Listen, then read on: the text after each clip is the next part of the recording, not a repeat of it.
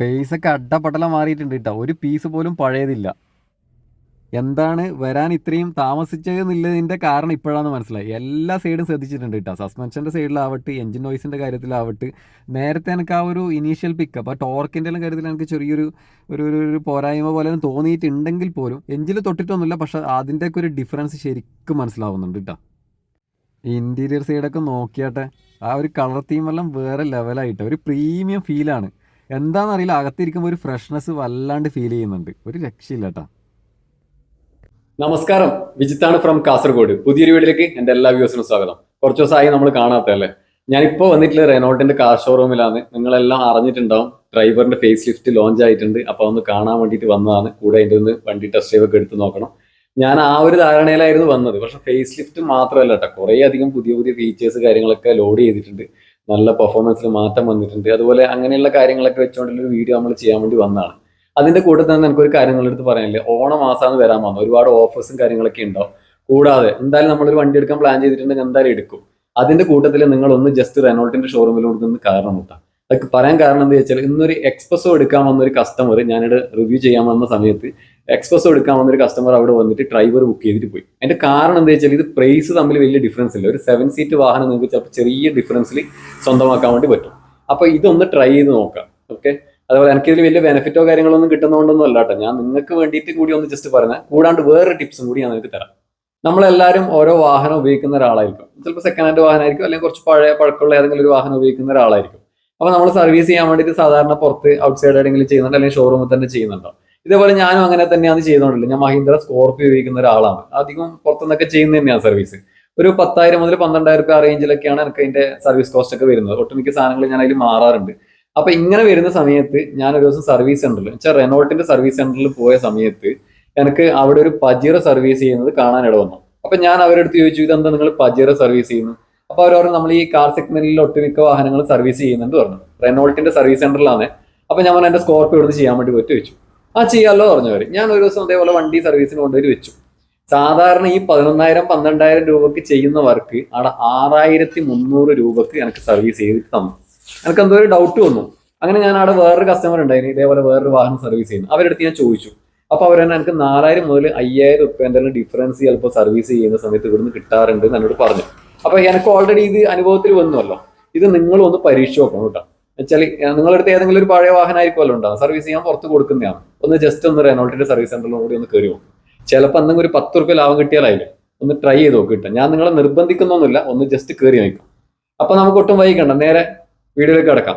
വണ്ടി റെഡിയാണ്, ഇനി ഒന്ന് ഓടിച്ചു നോക്കാം. അങ്ങനെ ഉണ്ട് എന്നുള്ളത് ഞാൻ ഡീറ്റെയിൽ ആയിട്ട് പറയാം. Okay, come on. ടെസ്റ്റ് ഡ്രൈവിന് ഏത് കളർ എടുക്കണം എന്നുള്ളൊരു കൺഫ്യൂഷൻ വന്നു കേട്ടാ. എല്ലാവരും ആ കളർ ആയതുകൊണ്ട് ഞാൻ ഈ കളർ പിടിച്ചു കേട്ടാ. ഓക്കെ, ഇത് ഷാഡോ ഗ്രേ ആണ്. കിഡിലൻ ലുക്ക് പറഞ്ഞാൽ കിഡിലൻ ലുക്കാണ്. എനിക്കൊരു വേറെ രാജ്യത്ത് പോയൊരു ഫീലാണ് ലോഗോയെല്ലാം കാണുന്ന സമയത്ത്. ലോഗോ ഒക്കെ മൊത്തത്തിൽ മാറിയിട്ടുണ്ട് കേട്ടോ. പഴയ നമ്മൾ ആ ഒരു വലിയ ക്രോമിൻ്റെ ആ ഒരു പീസോ കാര്യങ്ങളോ അങ്ങനത്തെ ഒന്നും അല്ല കേട്ടോ. ഇതൊക്കെ മൊത്തത്തിൽ മാറി, ഗ്രില്ലൊക്കെ ഫുള്ളി ഗ്ലോസി ബ്ലാക്കിലേക്ക് ചേഞ്ച് ആയിട്ടുണ്ട്. ഹെഡ് ലാമ്പിലൊക്കെ ഒരുപാട് കാര്യങ്ങൾ പറയാനുണ്ട്. LED DRL അകത്ത് തന്നെ വരുന്നുണ്ട്. പ്രൊജക്റ്റഡ് ഹെഡ് ലാമ്പാണ്. അതേപോലെ തന്നെ താഴത്തൊരു നല്ലൊരു ഫോഗ് ലാമ്പ് കൊടുത്തിട്ടുണ്ട്. തൊട്ടടുത്ത് തന്നെ ഫ്രണ്ട് സെൻസറും കൂടി ആഡ് ചെയ്തിട്ടുണ്ട്. സ്കിപ്പ് ലൈറ്റിൻ്റെ ഒക്കെ ഡിസൈൻ അടപടലാ മാറിയിട്ടുണ്ട്. ഇതൊക്കെ LED ആണ് കേട്ടോ. സാധാരണ നോർമൽ ഹാലജനൊന്നും അല്ലേ. ഒരു രക്ഷയില്ലാത്ത പവറാണ്. ഞാൻ ലാസ്റ്റ് അതിൻ്റെ ഒരു ഷോട്ട് അതിലിടാം. അതുപോലെ തന്നെ ആ ബോണറ്റിൻ്റെ മുകളിലൊക്കെ വന്നിട്ടുള്ള ലൈനും കാര്യങ്ങളൊക്കെ നല്ല ഡിഫറൻസ് വന്നു കേട്ടോ. അതിലൊക്കെ ചേഞ്ചസ് വന്നിട്ടുണ്ട്. അതൊക്കെ ശരിക്കും ആ വണ്ടിയുടെ മാറ്റം നമുക്ക് മനസ്സിലാവുന്നുണ്ട് കേട്ടോ. അതിലൊക്കെ നല്ലോണം ശ്രദ്ധിച്ചിട്ടുണ്ട്. ഓരോ മാറ്റത്തിലും ഒരുപാട് കാര്യങ്ങൾ പറയാനുണ്ട് കേട്ടോ. നമ്മൾ ആ വൈപ്പറിൻ്റെ കാര്യത്തിൽ പോലും റെയിൻ സെൻസിങ് വൈപ്പറാണ് ഇപ്പോൾ വരുന്നുള്ളത്. അതേപോലെ തന്നെ റൂഫിൽ റെയിലും കാര്യങ്ങളൊക്കെ വെറുതെ ഒരു സ്റ്റൈലിന് വേണ്ടി വെച്ചൊന്നുമല്ല. 50 കിലോളം വെയിറ്റ് എടുക്കാൻ വേണ്ടി പറ്റും. സാധാരണ മുന്നേ നമ്മൾ പറയുന്ന പോലെ തന്നെയാണ് എല്ലാ ഡ്രൈവറിലും അതുപോലെ തന്നെയാണ് വന്നിട്ടുണ്ടായിരുന്നത്.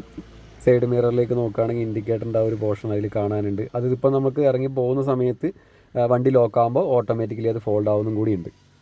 കാണുമ്പോൾ അലോയ് പോലെ തോന്നുമെങ്കിലും അലോയ് വീലല്ല, ഫ്ലെക്സി വീലാണ്. അത് വീൽ കപ്പ് തന്നെയാണ് വരുന്നുള്ളത്. 15 ഇഞ്ചാണ് വീൽ സൈസ് വരുന്നത്. എന്തായാലും മുന്നത്തേനെ അപേക്ഷിച്ച് നോക്കുന്ന സമയത്ത് കുറച്ചും കൂടി കാണാൻ സ്റ്റൈലിഷാണ്. അതേപോലെ തന്നെ ആ ഒരു ഡബിൾ കളർ ആയതുകൊണ്ട് തന്നെ നമുക്കൊരു അലോയിൻ്റെ ഒരു ഫീൽ അതിൽ കിട്ടുന്നുണ്ട്. നിങ്ങൾ റീപ്ലേസ്മെൻറ്റ് വന്നു കഴിഞ്ഞാൽ നമുക്ക് ചെറിയ കോസ്റ്റിൽ നമുക്കത് ചേഞ്ച് ചെയ്യാൻ വേണ്ടി പറ്റും. പിന്നെ സൈഡ് പ്രൊഫൈലിലേക്ക് നോക്കുമ്പോൾ അങ്ങനെ വലിയ കാര്യമായിട്ടുള്ള മാറ്റങ്ങളൊന്നുമില്ല. നമ്മൾ ആ ഒരു സ്റ്റിക്കറിൻ്റെ ആ ഒരു പോർഷനിലൊക്കെ ചെറിയ ചേഞ്ചസും കാര്യങ്ങളൊക്കെ വന്നിട്ടുണ്ട്. ഡോർ ഹാൻഡിലൊക്കെ ഗ്ലോസി ബ്ലാക്ക് തന്നെയാണ് കൊടുത്തിട്ടുള്ളത്. ലെങ്ത്തിലും വിഡ്ത്തിൻ്റെ കാര്യത്തിലാണെങ്കിൽ വലിയ ഡിഫറൻസ് ഒന്നുമില്ല. നേരത്തെ അതേ സെയിം തന്നെയാണ്. അങ്ങനെയുള്ള കാര്യങ്ങളിലൊന്നും കമ്പനി കൂടുതൽ കൈ വെച്ചിട്ടൊന്നുമില്ല. എനിക്ക് തോന്നുന്നു ഏറ്റവും ടോപ്പ് ഗ്രൗണ്ട് ക്ലിയറൻസിലാണ് ഡ്രൈവർ വരുന്നത്. 182 ആണ് ഇതിൻ്റെ ഗ്രൗണ്ട് ക്ലിയറൻസ് വരുന്നത്.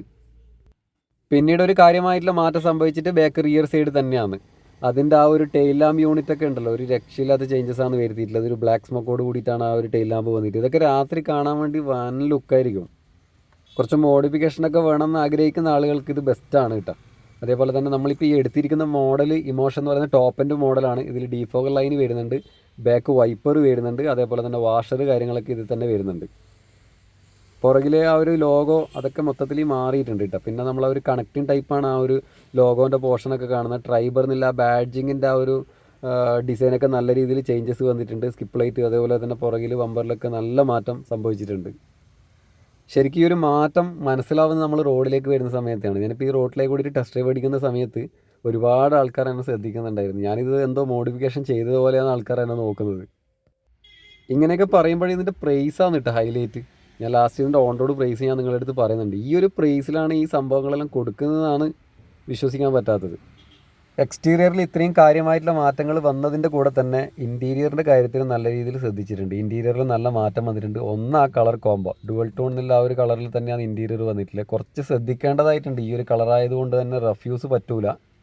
എനിക്കിതിൽ വരുന്ന സമയത്ത് ഒരു ഫീൽ ചെയ്ത കാര്യം എന്ന് പറയുന്നത്, നമുക്ക് ഉള്ളിലിരിക്കുന്ന സമയത്ത് നമുക്കൊരു പോസിറ്റീവ് ഫീല് കിട്ടുന്നുണ്ട്. ആ ഒരു കളർ തീമൊക്കെ അങ്ങനെ ആയതുകൊണ്ടായിരിക്കാം. പിന്നെ ആ ഒരു സീറ്റിൻ്റെ ഡിസൈൻ, അതേപോലെ തന്നെ ആ ഒരു ഇൻഫോർടൈൻമെൻറ്റ് സിസ്റ്റമൊക്കെ നമ്മൾ ആ ഒരു കൈകളിലൊക്കെ കണ്ടുവന്നിട്ടുള്ള ആ ഒരു ഇൻഫോർടൈൻമെൻറ്റ് സിസ്റ്റമാണ് അതിൽ വന്നിട്ടുള്ളത്.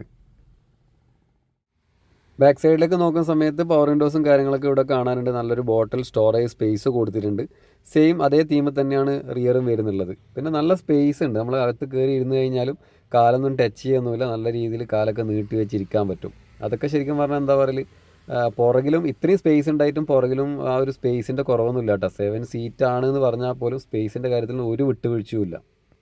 ഇത് കണ്ട ഇത്രയും സ്പേസ് അവിടെ ഉണ്ട്. പിന്നെ ഈ ഒരു പ്രൈസ് റേഞ്ചിലൊന്നും കാണാത്തൊരു ഓപ്ഷനാണ് പുഷ് ബാക്കും കൂടി ഈ ഒരു സീറ്റിൽ വരുന്നുണ്ട്. പിന്നെ ഇവിടെ നല്ലൊരു കൂൾഡ് സ്റ്റോറേജ് സ്പേസ് ഉണ്ട്. ഇതിലേക്ക് വേണമെങ്കിൽ നമുക്ക് തണുത്തിരിക്കുന്ന സാധനം തണുപ്പിച്ച് തന്നെ വെക്കാൻ വേണ്ടി പറ്റും. ഇത് റിയർ AC ബാക്കിലേക്കുള്ള സപ്പോർട്ട് കൊടുക്കുന്നതാണ്. 12 വോൾട്ടിൻ്റെ ചാർജിങ് സോക്കറ്റ്. ചെറിയൊരു കാറ് പാർക്ക് ചെയ്യുന്ന ഒരു സ്പേസ് മതി. അതാണ് ഇതിൻ്റെ ഏറ്റവും വലിയൊരു അഡ്വാൻറ്റേജ് പറയുന്നത്.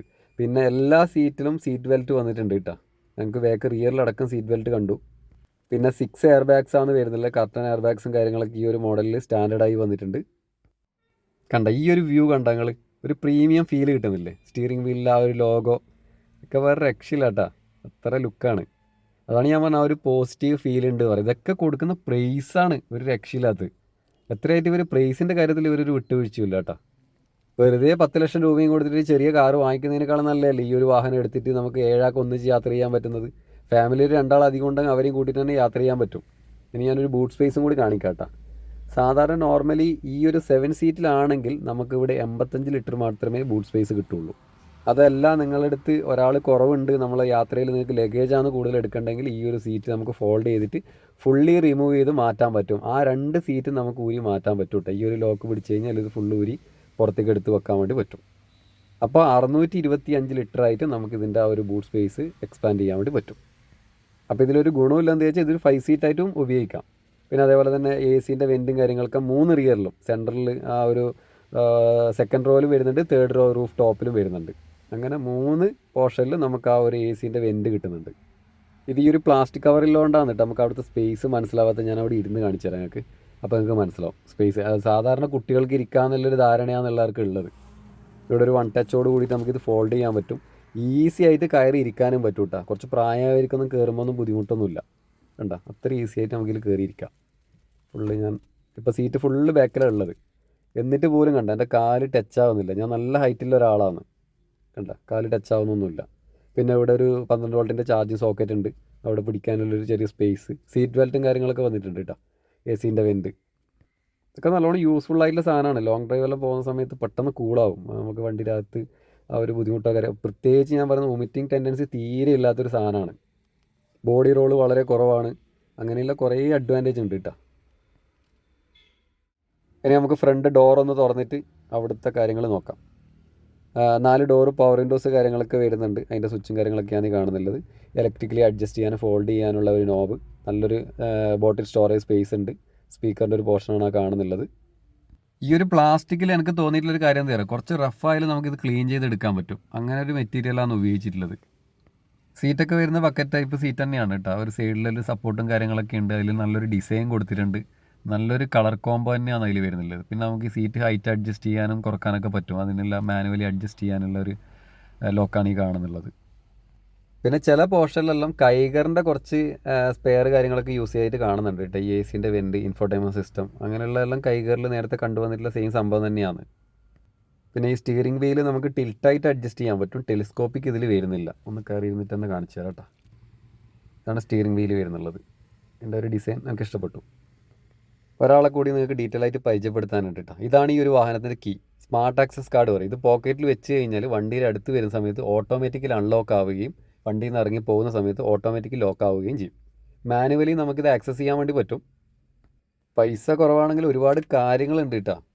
ഇനി നമുക്കിതിൻ്റെ TFT ക്ലസ്റ്റർ നോക്കാം. ഇതാണ് നമ്മൾ ആ ഒരു സ്പീഡോമീറ്റർ ക്ലസ്റ്റർ വരുന്നത്.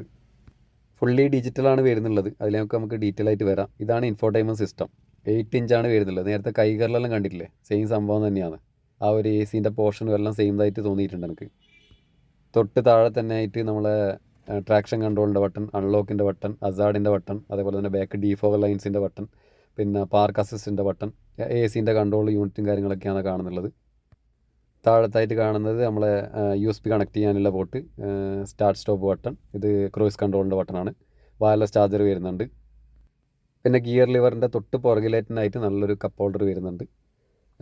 നേരത്തെ ഞാൻ പറഞ്ഞു ഇവിടെ ചെറിയൊരു കൂൾഡ് സ്റ്റോറേജ് സ്പേസ് ഉണ്ട്. വെള്ളമൊക്കെ തണുത്തിരിക്കുന്നത് നമുക്ക് തണുപ്പിച്ച് തന്നെ അതിൽ വെക്കാൻ പറ്റും. ഇവിടെയും കൂൾഡ് സ്റ്റോറേജ് സ്പേസ് വരുന്നുണ്ട്.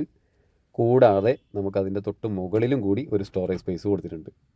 അപ്പോൾ സ്പേസിൻ്റെ കാര്യത്തിലൊന്നും ഒരു വിട്ടുവീഴ്ചയും ഈ ഒരു വാഹനം വരുത്തിയിട്ടില്ല.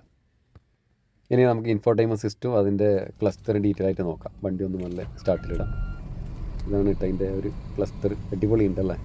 അയ്യോ, അതിൽ തന്നെ ഒരുപാട് കാര്യങ്ങൾ അറിയാൻ പറ്റും കേട്ടോ. സ്റ്റിയറിംഗ് ഒക്കെ വൻ ലൈറ്റ് വെയിറ്റ് ആണ്. അതേപോലെ തന്നെ ഇത് നമ്മളെ മ്യൂസിക് സിസ്റ്റത്തിൻ്റെ കൺട്രോളാണ്. പിന്നെ ഈ ഒരു പോർഷനൊക്കെ കുറച്ചും കൂടി സ്പോർട്ടി ആക്കിയിട്ടുണ്ട്. ഭയങ്കര സ്മൂത്താണ് സ്റ്റിയറിംഗ്. ഉണ്ട് ഇതിൻ്റെ ആ ഒരു TFT ക്ലസ്റ്റർ കൺട്രോൾ ചെയ്യാനുള്ള ബട്ടണാവല്. സർവീസ് ഇത് കണ്ട ടയർ പ്രഷർ മോണിറ്ററിംഗ് സിസ്റ്റം ഒക്കെ വരുന്നുണ്ട്. ഏത് ടയറിലാണ് പഞ്ചർ ഉള്ളത്, ഏത് ടയറിലാണ് എയർ കുറവുള്ളത്, അങ്ങനെയുള്ള അതിൽ നമുക്ക് അറിയാൻ പറ്റും. പിന്നെ നമുക്ക് ഏതെങ്കിലും ലോങ് ഡ്രൈവ് ഒക്കെ പോകുന്ന സമയത്ത് ഒരു ബ്രേക്ക് എടുക്കാൻ വേണ്ടിയിട്ടുള്ള ഓപ്ഷൻ ഉണ്ട്. നമുക്കതിൽ ടൈം സെറ്റ് ചെയ്തിട്ട് നമ്മൾ ആ ഒരു ടൈമിൽ അത് അലേർട്ട് ചെയ്യും. അപ്പോൾ നമുക്കൊരു ചായ എല്ലാം കുടിച്ച് റെസ്റ്റെല്ലാം എടുത്തിട്ട് പോകാൻ പറ്റും. സൂപ്പറാണ്. അങ്ങനെ ഒരുപാട് കാര്യങ്ങൾ ഈ ഒരു ക്ലസ്റ്ററിൽ തന്നെ ഉണ്ട്. പിന്നെ നമുക്കിതിൽ ക്രൂയിസ് കൺട്രോൾ ഓണാക്കി കഴിഞ്ഞാൽ പ്ലസ് മൈനസ് ഇട്ടിട്ട് അങ്ങനെയും ഡ്രൈവ് ചെയ്യാൻ പറ്റും. ഒക്കെ നമുക്ക് ഈ ഒരു പ്രൈസിൽ കൊടുത്തിട്ടുണ്ട്. അടിപൊളിയാണ്. ഇൻഫോർടൈൻമെൻറ്റ് സിസ്റ്റത്തിലേക്ക് നോക്കുകയാണെങ്കിൽ ഞാൻ നേരത്തെ പറഞ്ഞ 8 ഇഞ്ചാണ്, വയർലെസ് ആണ്.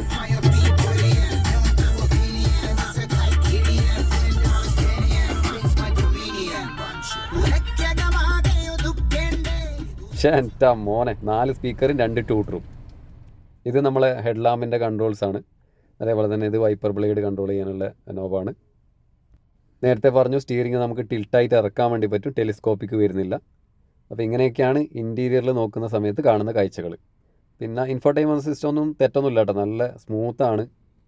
ആൻഡ്രോയിഡ് ഓട്ടോ, ആപ്പിൾ കാർപ്ലേ എല്ലാം സപ്പോർട്ട് ആവുന്നുണ്ട്. അതേപോലെ തന്നെ ഇതിൽ മൈലേജും കാര്യങ്ങളൊക്കെ നമുക്ക് റീസെറ്റ് ചെയ്തിട്ടൊക്കെ അറിയാൻ വേണ്ടി പറ്റും. നമ്മളെ ഡ്രൈവിംഗ് കണ്ടീഷൻ, ആക്സിലേഷൻ അങ്ങനെയുള്ള കാര്യങ്ങളൊക്കെ ഇതിൽ ഡീറ്റെയിൽ ആയിട്ട് കാണിച്ചു തരും. ഇനി ഇത് റീസെറ്റ് ചെയ്തിട്ട് നമ്മൾ ഓടിച്ച് കഴിഞ്ഞാൽ കൃത്യമായിട്ടുള്ള മൈലേജും കാര്യങ്ങളൊക്കെ അതിൽ കാണാൻ പറ്റും. അപ്പോൾ അങ്ങനെ കുറേ സംഭവങ്ങളുണ്ട്. സർവീസിൻ്റെ അലേർട്ടും കാര്യങ്ങളൊക്കെ ഉണ്ടാവും. നല്ല സ്മൂത്താണ് കേട്ടോ. ഞാൻ ലോഡിൽ നിന്ന് ഡയറക്റ്റ് എടുത്തിട്ടാണ് കേട്ടോ റിവ്യൂ ചെയ്യുന്നത്. ഇതൊന്ന് അപ്ഡേറ്റ് ഒക്കെ ചെയ്യാനുണ്ട്.